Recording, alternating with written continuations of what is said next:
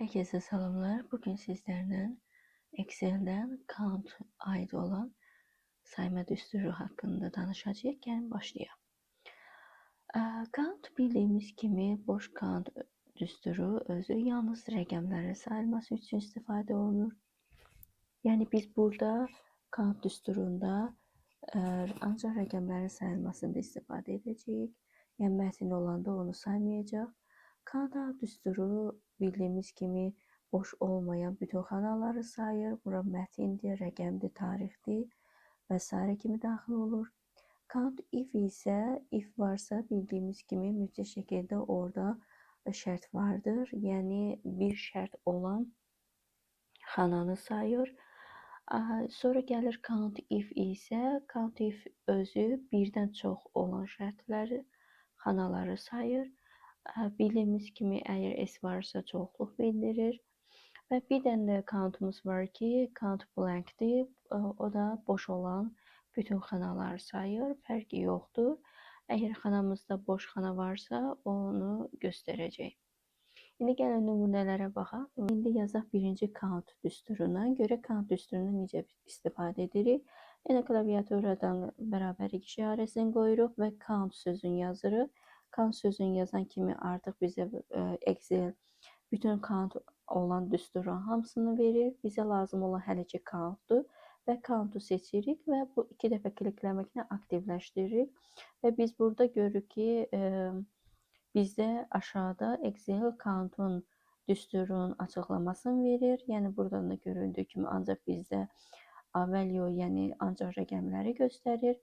İndi isə gəlin rəqəmləri seçək, maaş üstündə göstərək. Görək ki, bizim neçə xanamız dolu, neçə xanamız boşdur və seçəndən sonra enteri sıxsaq görürük ki, bizim bu sütunda, maaş sütununda sadəcə 4 dənə xanamız doludur, bir dənə xanamız isə boşdur.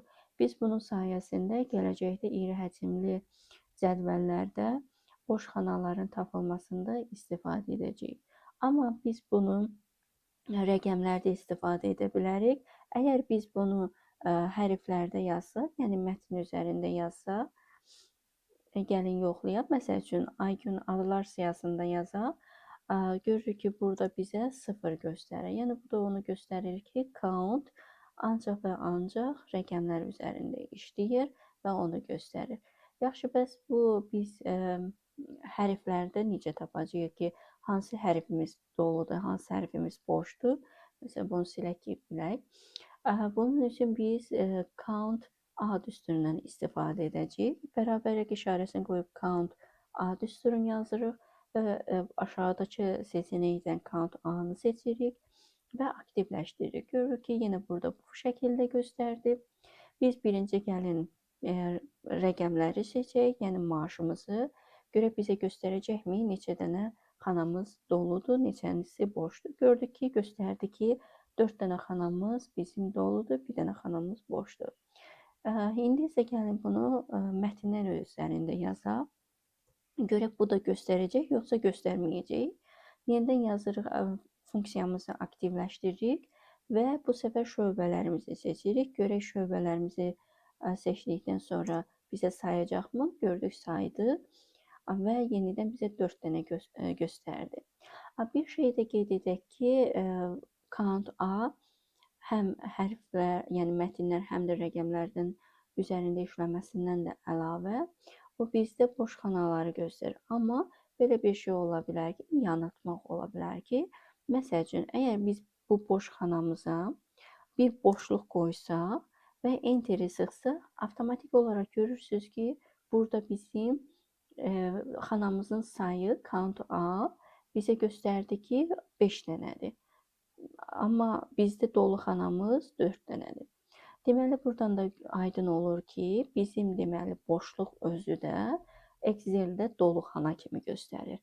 Və bu da gələcəkdə hər hansı bir düsturda istifadə edilməsində və səhvin tapılmasında problem yaradır. Ona görə də bu kimi nüanslara diqqət edilməsi lazımdır.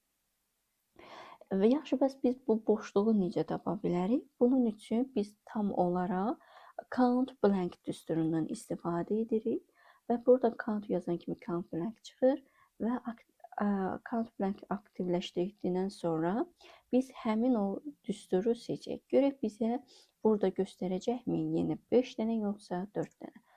Sıxsaq görürük ki, bizə göstərdi 0 dənə. Yəni burada heç bir şey yoxdur.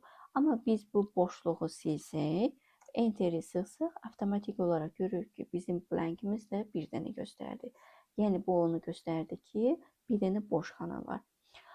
Və buna görə də mütləq şəkildə hər hansı bir cədvəli dizayn edərkən və yaxud da yoxlayarkən həmin o boşluqlara diqqət etməniz vacibdir.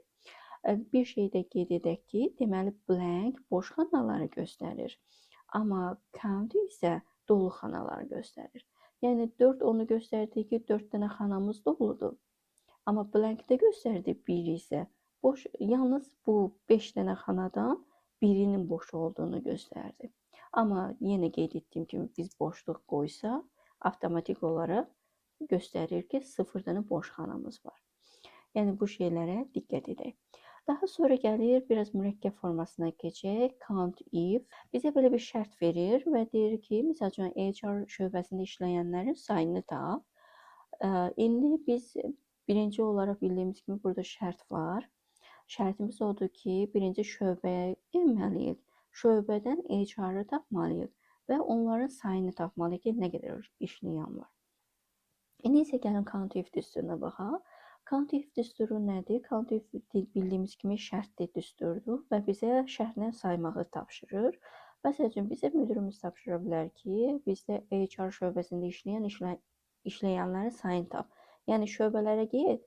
Bu şöbələrdən ancaq HR-a işləyənləri tap. Gəlin indi məsəl üçün HR-ı burada yazaq ki, 2 dənə olsun aktiv. Və indi biz məsəl üçün bu balaca cədvəldə test tapa bilərik. Amma iri həcmlidə əlbəttə ki, bizim vaxtımız getməsin deyə count if-dən istifadə edirik. Yenə də bərabəri qoyub count if yazırıq. Count if yazandan sonra bizə 2 dənə seçenek çıxır. Buna count if-i aktivləşdiririk. Və gördüyümüz kimi burada düsturumuzu açıqlaması verir. Biri range, biri də kriteriya. Range odur ki, hardan axtaracaqsan, onu seçməlisən. Kriteriya isə səndən nəyi soruşur, onu yazmalısan. Məsəl üçün, bizdən indi soruşur ki, HR bölməsi. HR şöbəsi də şöbələrdədir. Biz onu HR-ı yaşda və yaxud da adda axtara bilmərik. Ona görə də mütləq şəkildə şöbələr olan hissəni seçirik. İstəsəz yuxarıdan seçə bilərsiniz. İstəsəz bu HR hissəsindən seçə bilərsiniz. Fərqi yoxdur. Sonra seçdikdən sonra görürük ki, yenə də hələ bu range qara yazılır. Bu o deməkdir ki, biz hələ kriteriya keçməmişik. Range-in üstündəyik. Ona görə də biz vergül işarəsi qoyuruq və artıq kriteriya keçirik. Kriteriyamız nədir bizim? Kriteriyanı istəsəz əllə yaza bilərsiniz. Dırnaq işarəsində HR. İstəsəz əllə deyil, buradan HR seçə bilərsiniz ki, yəni bunu mənə tap gətir. Və bu kriteriyamız da qurtardığına görə mötərizəni bağlayıb enteri sıxırıq. Yəni biz enteri sıxmanı göstərdi ki, bizim HR-da 2 nəfər adam işləyir. Yəni həqiqətən də cədvəlimizə baxsaq, görürük ki, Aygünlə Nərmin HR-da işləyir. Deməli, 2 dənə şöbəmiz var, HR 2 növbə. 2 dənə HR şöbəmiz. Və buradan da count if bizi tapdı, gətirdi. Bizim mətin. İndi gəlin bunu rəqəmlər üzərində yoxlayaq. Görək rəqəmlər üzərində mi işləyir. Və bərabərlik işarəsindən sonra count if yenidən yazaq. Count if və onu aktivləşdirək. Aktivləşdirəndən sonra bizə indi sual verir ki, maaşı 1000-dən çox olan adamları say göstər. İndi biz bunu tapmamız üçün bizə maaş olan sütunu seçməyimiz lazımdır. Yəni range'imiz o olmalıdır. Range'imizi də seçməyimiz üçün maaş olan hissədən seçirik. İstəsəz 900-dən seçə bilərsiniz, yəni birinci adamdan. Fərqi yoxdur. Bu oldu bizim range'imiz. Sonra vergül işarəsi qoyursunuz. Bu əlbəttə ki, aralarındakı işarə nöqtəli vergül ola bilər. Bu sizin kompüterinizdən də asılıdır. Məsəl üçün, mənim kompüterimdə vergüldür deyə mən vergül qoyuram. Və indi bunu seçdikdən sonra indi kriteriya gəlir. Bizim kriteriyamız nədir? Deyir 1000-dən yuxarı olan maaş. Bunun üçün nə edirik? Dırnaq işarəsində biz böyük işarəsi 1000 yazırıq və dırnaq işarəmizi bağlayırıq. Daha sonra isə mötərizəmizi bağlayırıq. Və bundan da enter sıxsaq görürük ki, bizə 2 dənə verdi. Kimi deməli 2 şəxs 1000-dən yuxarı alır. Yəni baxsaq görürsəz Samirlə Leyla 1300 alır, yəni 1000-dən yuxarı alır. Əgər biz bunu kriteriyamızı, yəni şərtimizi 1000-dən aşağı qoysaq, onda görərik ki, yenə 2 nəfər göstərdi. Aygünlə Fuadı göstərdi. Və burada Nərmini göstərmədi, çünki Nərminin xanası boşdur. Əgər biz buna məsəl üçün 1500 yazsaq, gördüyümüz kimi burada sıfıra düşdü. Burada heç bir dəyişiklik olmadı, çünki biz aşağı demişdik. İndi və yaxud da bunu 500 eləsək, görürük ki, avtomatik olaraq şərtimiz də dəyişdi, oldu 3 nəfər. Demək 3 nəfər 1000-dən aşağı alır. Biz count if-ə keçmədən öncə bir şey də qeyd edək ki, deməli count if-imiz bizi həm mətnlər üzərində işləyir, həm də rəqəmlər üzərində işləyir. Yəni biz bunu hər formada tapa bilərik. İndi isə gəlin count if-ə baxaq. Count if-də gördüyümüz kimi S şəkisindən bilirik ki, deməli bizə çoxlu şərt olarsa, onu tapmamızda köməklik edir. Yazaq count ifs və avtomatik olaraq burada çıxdı və biz bunu aktivləşdiririk. Aktivləşdirəndən sonra gördük ki, burada birinci kriteriya range gəlir, sonra kriteriya gəlir. Yəni bizə burada nə deyir? Bizdə nə soruşursa, elə bir onu başda verəcəyik. Ondan sonra biz onu kriteriyasını verəcəyik. İndi məsəl üçün gəlin baxaq. Deyir ki, IT şöbəsində və maaşı 1000-dən çox olan adamları elə bir tap. İndi bizə deməli burada bir şöbəyə getməliyik.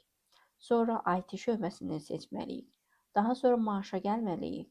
Daha sonra isə biz 1000-dən çox olanları seçməliyik. Yəni şərt verməliyik.